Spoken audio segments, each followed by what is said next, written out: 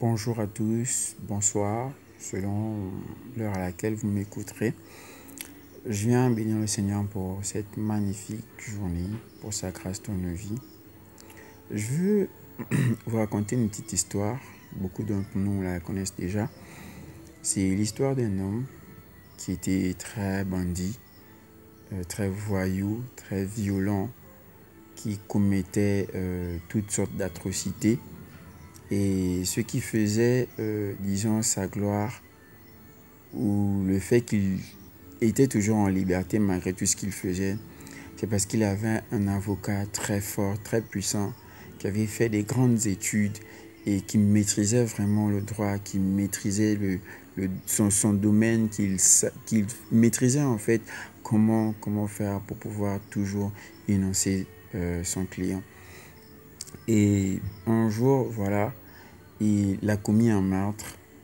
Et son avocat, comme d'habitude, l'a soutenu, voilà, il a plaidé pour lui et voilà, il a été déclaré non coupable, bien qu'étant coupable. Et son avocat lui a dit, tu sais, moi, demain ou après-demain, je pourrais plus certainement être ton avocat, je serai peut-être appelé à haute fonction et je te prie de changer ton comportement. Arrête de tuer les gens. Tu as tout ce qu'il faut. Tu as de l'argent et tu seras. Qu'est-ce qui te pousse à tuer? Qu'est-ce qui te pousse à faire toutes ces choses? Et il rétorqua à son avocat que je te paye assez d'argent pour que tu puisses toujours m'innocenter, pas pour que tu me poses des questions ou encore que tu me fasses des remontrances. Et voilà, les mois passés, les jours passés, et il a encore commis un meurtre. Un monsieur qui sortait avec sa femme, et il a suivi le monsieur, il a battu le monsieur, et jusqu'à ce que la mort en suive. Et il a eu le procès. L'avocat a plaidé davantage à sa faveur, et puis il a été libéré. Et l'avocat le parlait toujours, arrête, c'est cela. Je serai certainement pas toujours ton avocat. Et ce jour-là, ce sera difficile pour toi. Et il boudait toujours, il parlait mal toujours à son avocat, disant, je te paye assez d'argent pour que tu fasses tout, pour que je sois innocenté.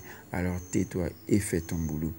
Alors un jour, il s'avère qu'il y eut un gros différend avec un pasteur, un très gros différend avec un pasteur. Et voilà, ils se retrouvèrent tous les deux au tribunal. Et en étant au tribunal, il appelait toute sa famille.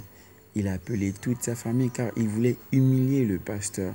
Il voulait humilier le pasteur, montrer combien il était puissant, combien il avait l'argent, combien il avait un bon avocat. Et quelque temps avant le procès, il a appelé l'avocat. L'avocat le rassura que oui, je serai là. Je suis même en train de prendre la route pour venir vers toi. Et il était là, plein d'assurance. J'aurai le procès, j'aurai le procès. Et quelques instants après, quand il voit l'avocat, l'avocat est venu pas avec la robe de l'avocat, mais est venu avec la robe du juge. Et le monsieur mit la main sur la tête car il se rendit compte qu'il n'avait plus d'avocat pour le défendre. Et alors le juge le disa, tu te rappelles quand je te disais que je serais pas toujours, autant pour moi, en ton avocat, mais il viendra un jour où je serai juge et ce temps est arrivé et je vais te juger pour tes actes, pour tout ce que tu as commis.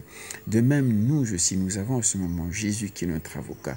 Peu importe ce que tu fais, tu commets des atrocités, peu importe ce que tu fais, mon frère, ma soeur, Jésus ne te condamne pas, il est encore ton avocat, il est prêt à te pardonner. Mais sache une chose, il viendra un jour et il ne sera plus avocat, mais il sera juste et il va tous nous juger dans la justice selon ce que nous avons eu à faire. Voilà pourquoi je vais t'inviter à donner ta vie à Jésus, à être en règle avec lui, que tu ne sois pas étonné, que tu n'ailles pas en enfer ce jour quand il viendra juger le monde. Donne ta vie à Jésus, reçois Jésus comme ton Seigneur et Sauveur. Réponds-toi de tes fautes. Ce qu'il attend de toi, c'est que tu te répondes simplement, que tu changes simplement de vie. Jésus, il t'aime et il veut te sauver. Repends-toi au nom de Jésus.